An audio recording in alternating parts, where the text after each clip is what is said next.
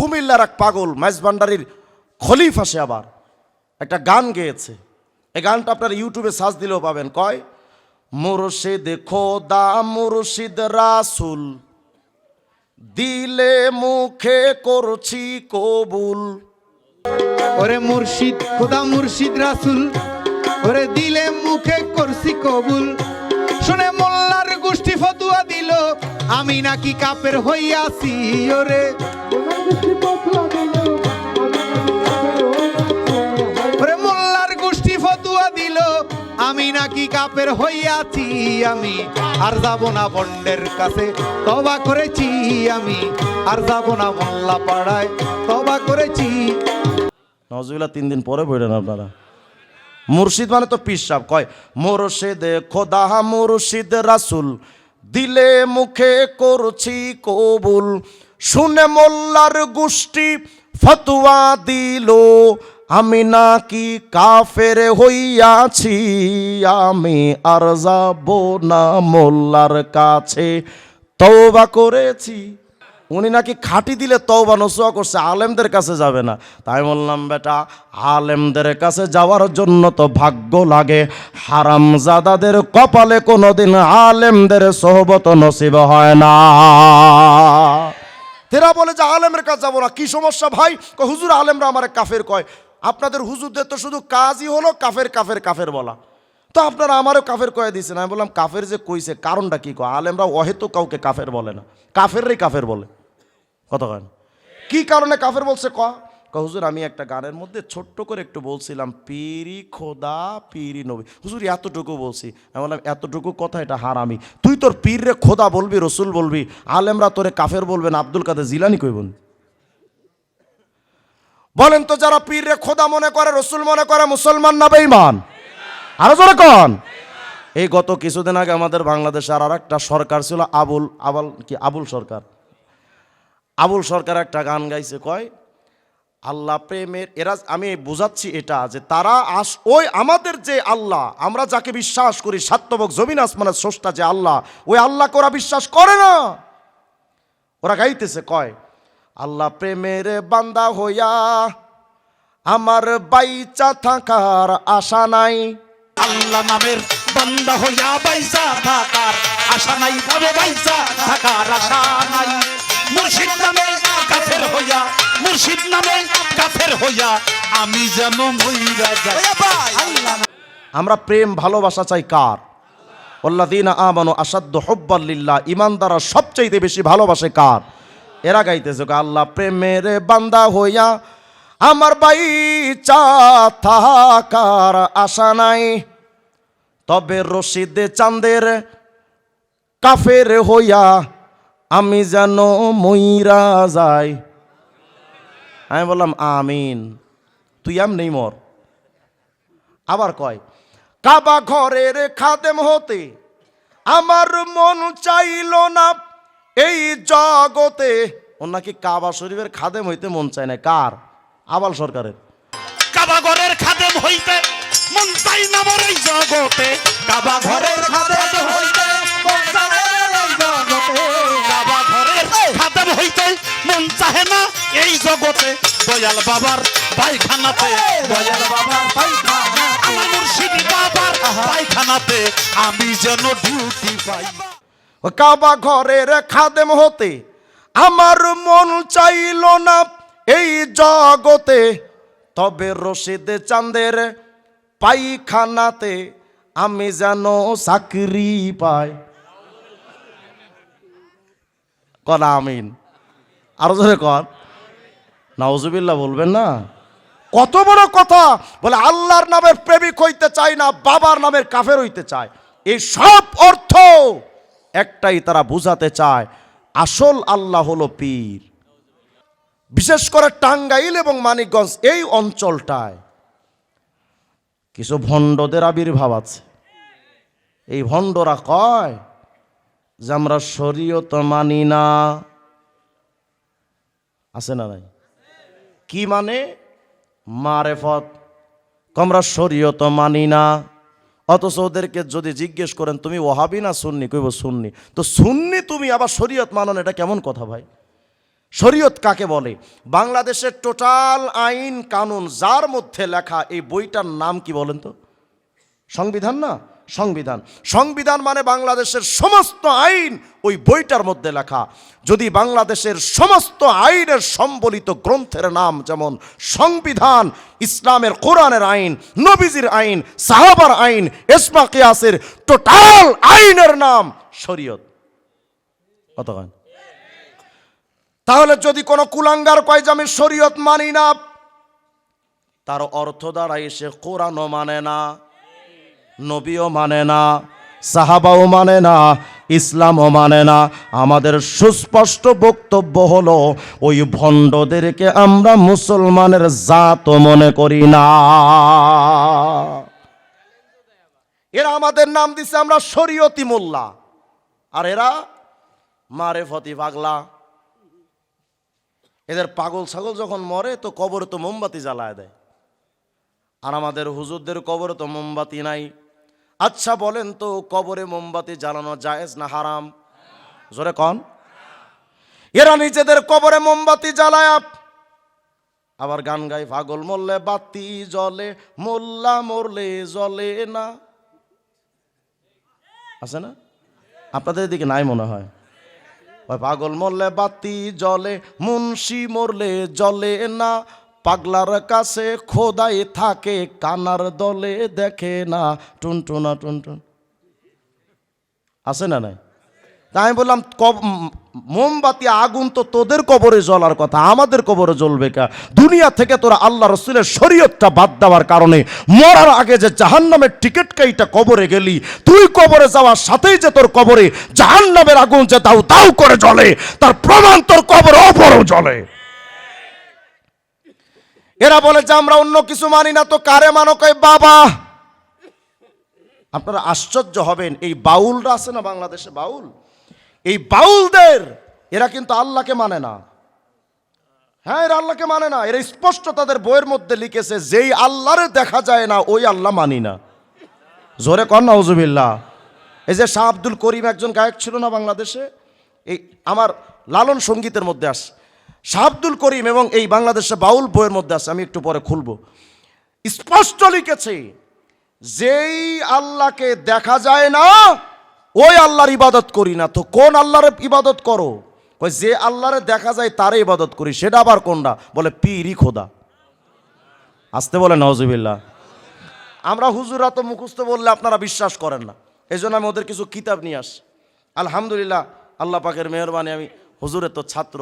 আলহামদুলিল্লাহ, উস্তাদদের দোয়ায় এবং আমাদের মুরব্বীদের ছত্র ছায় গত 20 দিনের মধ্যে আলহামদুলিল্লাহ অনেক চেষ্টা মেহনত করে বাউল সম্প্রদায় সম্পর্কে প্রায় 150 পৃষ্ঠার একটা কিতাব লিখেছে। আল্লাহ তাআলা গত কালকে এটা শেষ হয়েছে আলহামদুলিল্লাহ। আল্লাহ তাআলা যদি চান এটা বইটা খুব তাড়াতাড়ি আসবে ইনশাআল্লাহ। দেখেন, বাউল সম্প্রদায়, এই বইটা হলো অখণ্ড লালন সঙ্গীত। বিরক্ত হবেন না তো আপনারা? ওয়াজ যেটা হওয়ার সেটা হয়ে গেছে, এখন ইমান বাঁচানোর জন্য কিছু মেহনত দরকার। সারা জিন্দেগি ওয়াজ শুনলে হবে না। আপনি তাহাজ্জুদ পড়া ধুমায়া পুরা জিন্দেগি তাহাজ্জুদ পড়লেন, কিন্তু বাউলদের একটা কথা আপনার ইমান বরবাদ করে দিবে। সারা জিন্দেগির তাহাজ্জুদ সব বরবাদ। আশ্চর্য লাগে আমার, বাংলাদেশের এই বুড়া বুড়া মুরব্বী বাউলরা গান দেয়, আর এই মুরব্বীরা ওখানে গিয়ে আকিস বিড়ি টানে আর আক করে চায়। জুতা দিয়ে পিটানো দরকার। এটা কি যে বুঝে না, এটাও বুঝে না। কোন জায়গায় ইমান থাকে, কোন জায়গায় ইমান থাকে না, মুরব্বী এটাও জানেন না আপনি। আপনার বয়স হয়ে গেছে 60-70 বছর, এতটুকু কমন সেন্সও আপনার নাই। এই যে কিতাব অখণ্ড লালন সঙ্গীত, এই কিতাবটা হলো বাউলদের কোরআন। বাউলদের কি? আর বলেন, আমি প্রমাণ দিচ্ছি, এটা কি? বাউলদের কোরআন। যদি বলেন হুজুর বাউলদের কোরআন বললেন কেন? দেখেন, এই যে একটা বই আছে লালন দর্শন, এই বইটার 129 নম্বর পৃষ্ঠার ভেতরে তাদের মূল বক্তব্য তারা এখানে তুলে ধরেছে। আমরা তো যে কোরআন বিশ্বাস করি, যে কোরআনে, সেই কোরআন কাগজের মধ্যেই তো লেখা সেই কোরআন, নাকি বলেন? এরা কি লিখতেছে দেখেন, বলে লালন দর্শন 129 নম্বর পৃষ্ঠা, স্রষ্টার বিকাশ বিজ্ঞানকে কেতাব বলে, কাগজই কোনো গ্রন্থকে নয়। মানে কাগজে যে গ্রন্থ কোরআন বলে আমরা যেটাকে আল্লাহর কিতাব মনে করি, এটাকে আল্লাহর কেতাব বলে না। তা আল্লাহর কোরআন কি? লালন দেহ কেতাব, সাইজি মানে লালন, সাইজির বাণী জাগ্রত কোরআন। আসতে বলে নাউজুবিল্লাহ। এজন্য তাদের আরো অনেক অনেক জায়গায় এরা এটা বলেছে যে লালনের গান, লালনের বক্তব্য, লালনের বাণী এটাই হলো কোরআন। সেই দৃষ্টিকোণ থেকে এই যে বইটা অখণ্ড লালন সঙ্গীত, লালনের সকল গান এটার মধ্যে আছে, লালনের বাণী, লালনের গান সব এটার মধ্যে আছে। এই বইটার মধ্যে দেখেন তো কি লিখতেছে। আমরা যে বলি ওরা পীরে খোদা মনে করে, আমরা যখন দেখি যে ওরা পীরের পায়ে সেজদা দেয়, মাজারে সেজদা দেয়, আমরা এটার প্রতিবাদ করলে তারা বলে আমরা তাজিমি সেজদা করছি, আমরা ইবাদতে সেজদা করি না, অথচ তারা খোদা মনে করেই সেজদা করে। দেখেন কি লিখতেছে বইটার মধ্যে। বইটার নাম অখণ্ড লালন সঙ্গীত, সম্পাদক আব্দুল মান্নান, লালন ভক্ত, 63 নম্বর পৃষ্ঠা। লিখতেছে জেহি মোরশেদ, জেহি মোরশেদ মানে পিসাব, বলে জেহি মোরশেদ সেই তো রসুল, ইহাতে নাই কোনো ভুল, খোদাও সে হয়। মানে যিনি পীর তিনি খোদা, তিনি নবী। এই গানটার আরেকটু ব্যাখ্যা করেছে 82 নম্বর পৃষ্ঠায়। দেখেন লিখতেছে সাইজি লালনের দিব্য দৃষ্টিতে মোরশেদ রসুল আল্লাহ একই। আসতে কইলে নাউজুবিল্লাহ। বলেন এরা মুসলমান না বেঈমান? আরো আশ্চর্য হবেন, এটা হলো মাইজ ভান্ডারীদের কিতাব, বেলায়েতে মোতলাকা, মাইজ ভান্ডারীদের দ্বিতীয় পীর দেলোয়ার মাইজ ভান্ডারী লেখা। এদের আকীদা হলো, মানে এই বাংলাদেশে যত ভণ্ড পীর আছে, আমরা তো শুধু আট্টশির বিরোধিতা করি, চন্দ্রবাড়ার বিরোধিতা করি, মাইজ ভান্ডার বিরোধিতা করি, অথচ এই টোটাল ভণ্ড পীর সবার গুরু লালন ফকির, সবার গুরু লালন, আমাদের খবরই নাই। বেলায়েতে মোতলাকার মধ্যে রত্ন ভান্ডারের একটা বই আছে মাইজ ভান্ডারীদের, এই বইয়ের মধ্যে লিখেছে যিনি পীর তিনি খোদা, তিনি রসুল। এই জন্য কিছুদিন আগে দেখেন না আপনাদের বাংলাদেশে কুমিল্লার এক পাগল মাইজ ভান্ডারীর খলিফা, সে আবার একটা গান গেয়েছে। এই গানটা আপনার ইউটিউবে সার্চ দিলেও পাবেন। কয় মুর্শিদ খোদা মুর্শিদ রাসুল, দিলে মুখে করছি কবুল। নজরুল্লাহ 3 দিন পরে বললেন আপনারা। মুর্শিদ মানে তো পীর সাহেব। কয় মুর্শিদ খোদা মুর্শিদ রাসুল, দিলে মুখে করছি কবুল। শুনে মোল্লার গোষ্ঠী ফতোয়া দিল, আমি নাকি কাফের হইয়াছি, আমি আর যাব না মোল্লার কাছে, তওবা করেছি। উনি নাকি খাঁটি দিলে তওবা নসুয়া করছে, আলেমদের কাছে যাবে না। তাই বললাম বেটা, আলেমদের কাছে যাওয়ার জন্য তো ভাগ্য লাগে, হারামজাদাদের কপালে কোনোদিন আলেমদের সোহবত নসিব হয় না। তেরা বলে যে আলেমের কাছে যাবো না, কি সমস্যা ভাই? হুজুর আলেমরা আমার কাফের কয়। আপনাদের হুজুরদের তো শুধু কাজই হলো কাফের কাফের কাফের বলা, তো আপনারা আমারও কাফের কয়ে দিয়েছেন। আমি বললাম কাফের যে কইছে কারণটা কি কয়? আলেমরা অহেতু কাউকে কাফের বলে না, কাফেররাই কাফের বলে। কত কেন কি কারণে কাফের বলছে? হুজুর আমি একটা গানের মধ্যে ছোট্ট করে একটু বলছিলাম পীরি খোদা পীরি নবী, হুজুর এতটুকু বলছি। আমি বললাম এতটুকু কথা এটা হারামি, তুই তোর পীর রে খোদা বলবি, রসুল বলবি, আলেমরা তোরে কাফের বলবেন, আব্দুল কাদের জিলানি কইবেন। বলেন তো যারা পীর রে খোদা মনে করে, রসুল মনে করে, মুসলমান না বেঈমান? আরো জোরে কন। এই গত কিছুদিন আগে আমাদের বাংলাদেশে আর একটা সরকার ছিল, আবুল সরকার। আবুল সরকার একটা গান গাইছে, কয় আল্লাহ প্রেমের। এরা আমি বুঝাচ্ছি এটা যে তারা ওই আমাদের যে আল্লাহ, আমরা যাকে বিশ্বাস করি, সাত্যবক জমিন আসমানের স্রষ্টা যে আল্লাহ, ওই আল্লাহকে ওরা বিশ্বাস করে না। ওরা গাইতেছে, কয় আল্লাহ প্রেমের বান্দা হইয়া আমার বাইচা থাকার আশা নাই। নাউজুবিল্লাহ কইবেন। আমরা প্রেম ভালোবাসা চাই কার? আল্লাযীনা আমানু আশাদ্দু হুব্বাল লিল্লাহ, ঈমানদাররা সবচেয়ে বেশি ভালোবাসে কার? এরা গাইতেছে আল্লাহ প্রেমের বান্দা হইয়া আমার বাইচা থাকার আশা নাই, তবে রশিদ চাঁদের কাফের হইয়া আমি যেন মইরা যাই। আমি বললাম আমিন, তুই এমনি মর। আবার কয় কাবা ঘরের খাদেম হতে আমার মন চাইল না এই জগতে। ওর নাকি কাবা শরীফের খাদেম হইতে মন চায় না। কার? আবাল সরকারের। কাবা ঘরের খাদেম হতে আমার মন চাইল না এই জগতে, তবে রশিদ চাঁদের পায়খানাতে আমি যেন চাকরি পাই। কন আমিন, আরো জোরে কন নাউজুবিল্লাহ বলবেন না। কত বড় কথা, বলে আল্লাহর নামের প্রেমিক হইতে চাই না, বাবার নামের কাফের হইতে চায়। এই সব অর্থ একটাই, তারা বুঝাতে চায় আসল আল্লাহ হলো পীর। আচ্ছা, আমি আপনাদের কাছে প্রশ্ন করি, আমরা কিছু সময়ের জন্য তর্কের খাতিরে ওদের কথা যদি আমরা নকল করেও বলি যে পীরই খোদা। এখন আমার প্রশ্ন হলো, বাংলাদেশে পীরের সংখ্যা যদি হয় 10,000, তাহলে খোদার সংখ্যা কত? কথা কয় না।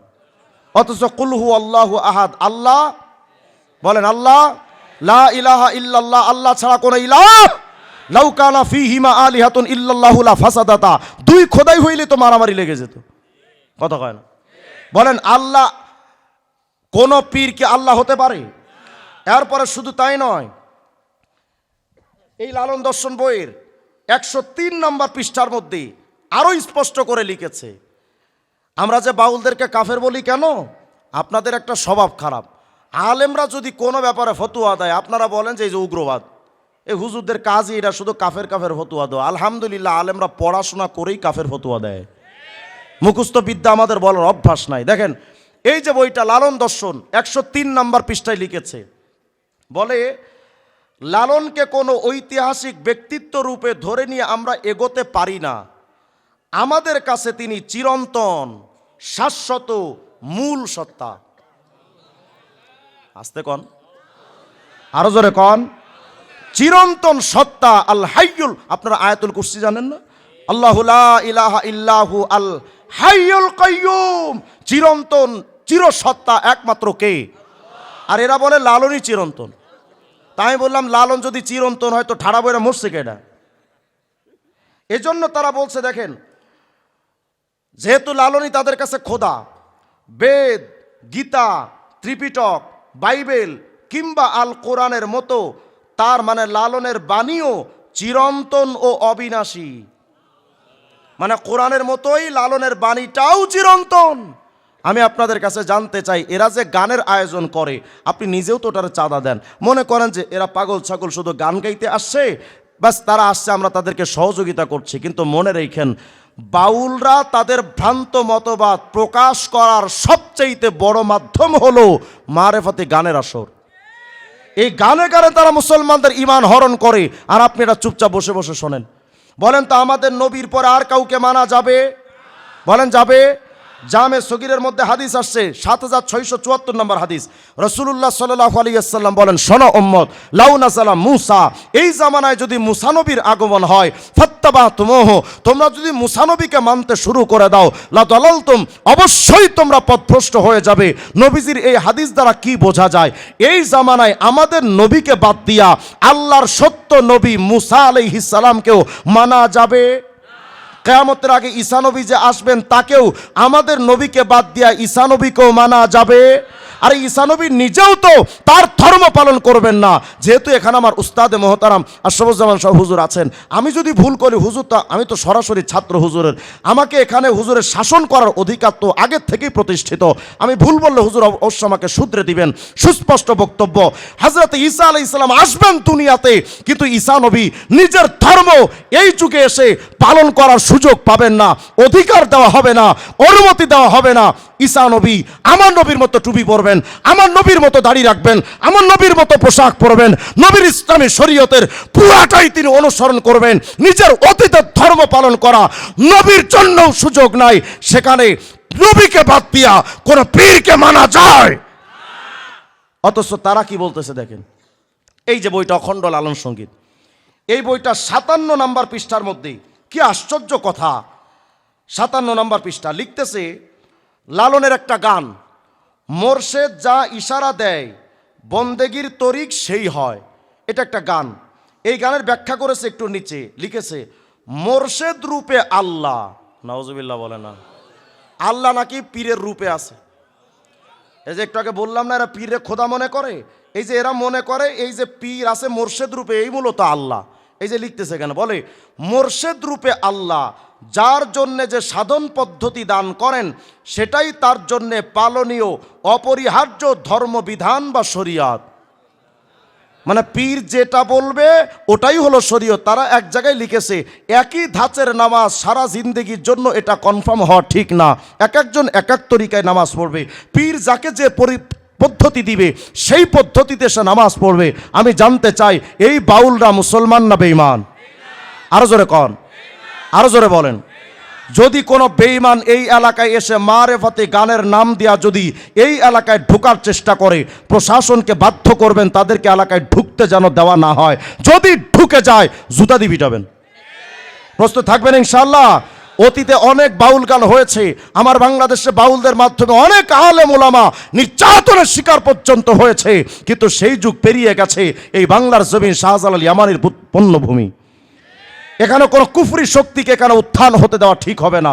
এজন্য আপনারা যারা আমজনতা আছেন প্রস্তুত থাকবেন তো ইনশাআল্লাহ। যারা নবীর শরীয়তকে বাদ দিয়ে পীরের শরীয়তকে যারা প্রতিষ্ঠা করতে চায় তারা মুসলমানদের বন্ধু কোশ্চেন কালেও হতে পারে না। আপনি আশ্চর্য হবেন, এ ব্যাপারে বলতে গেলে তো লম্বা টাইমের দরকার। বাউলরা যেই ধর্ম পালন করে এই ধর্মের নাম হলো বৈষ্ণব ধর্ম। কি ধর্ম? হিন্দুদের বিষ্ণু আছে না, বিষ্ণু, এই বিষ্ণুর ধর্ম হলো বৈষ্ণব ধর্ম। এবং বুদ্ধদেবের বানানো যে ধর্ম বৌদ্ধ, এই সহজিয়া বৌদ্ধ ধর্ম, এই টোটালটা থেকে নিয়ে তারা শুধু ইসলামী মতবাদ ব্যবহার করে, জাস্ট এটা করেই তারা ওই হিন্দুত্ববাদীদের মতবাদকে তারা সমাজে প্রতিষ্ঠা করতে চায়। এটা আমার কথা না, তারা বইয়ের প্রচুর জায়গায় বিভিন্ন জায়গায় তারা লিখেছে। এবং তারা এটা লিখেছে, লালনের আরেকটা গান, লালন বলেছে যে জাত হাতে পেলে, জাত মানে ধর্ম, আমরা তো মনে করি বাউলরা মনে হয় ধর্মপ্রেমিক, এরা পরিষ্কার বাংলাদেশের ইসলাম বিদ্বেষী নাস্তিক্যবাদের গোপন শত্রু, গোপন বন্ধু। এরা লিখেছে, লালনের একটা গান আছে, আজকে যে বাংলাদেশের নাস্তিক ফরহাদ মাঝার, মেঘ মোল্লারা এদেরকে যে সাপোর্ট দেয়, কেন দেয়? নাস্তিকরা এদেরকে, লালনদেরকে কেন সাপোর্ট দিবে? কারণ লালনের মূল মিশন ছিল জাত মানে ধর্ম হাতে পেলে পুড়াতাম আগুন দিয়ে। মানে ধর্ম যদি হাতে ধরতে পারতাম এটা আগুন দিয়ে পুড়িয়ে দিতাম। নাস্তিকদের মূল থিওরি হলো ধর্মকে পৃথিবী থেকে উঠিয়ে দাও। এই বাউলদের মূল থিওরি হলো ধর্মকে আগুন দিয়ে জ্বালায় দাও। বোঝা গেল ওরা চোরে চোরে তালতো ভাই, ওদের কোনো বিভেদ নয়। এজন্য এদের ব্যাপারে সতর্ক হতে হবে, আপনার ইমানটা কেড়ে নিবে ওরা। আরেকটা বিষয় আপনাদের সতর্ক করতে চাই, আমি অগ্রিম আপনাদের কাছ থেকে শুনতে চাই, আমার নবীর বিরুদ্ধে যদি কোনো কুলাঙ্গার কটূক্তি করে তার ব্যাপারে চুপচাপ ঘরে বসে থাকা যাবে? এমন দরদের নবীকে আর পাওয়া যাবে? যেই নবী আমাদের জন্য পুরা জিন্দেগি কাটিয়ে দিয়েছেন, ওই নবীর জন্য রক্ত দেওয়ার জন্য কারা কারা তৈরি আছেন? আর দেখান।